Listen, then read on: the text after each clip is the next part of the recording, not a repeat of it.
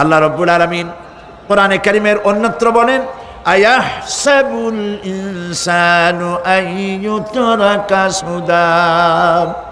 মানুষ কি ভেবেছে যে তাদেরকে নিরর্থক আমি সৃষ্টি করেছি? মোটেই না।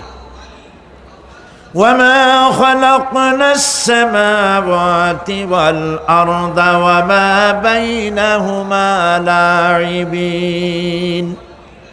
আল্লাহ পাক বলেন, এই আকাশ আর জমিন আর এর মধ্যবর্তী যা কিছু আমি সৃষ্টি করেছি, কোনোটাকে খেল তামাশার বিষয়বস্তু করে তৈরি করি নাই, নিরর্থক করে বানাই নাই। প্রত্যেকটি সৃষ্টির পেছনে বিচক্ষণতার দাবি হিসেবেই সৃষ্টি করা হয়েছে। বিরাট কারণ রয়েছে, খামোখা বানানো হয় নাই। এই পৃথিবীর একদিন শেষ হয়ে যাবে, এই বিশ্ব ব্যবস্থার একদিন পরিসমাপ্তি হয়ে যাবে।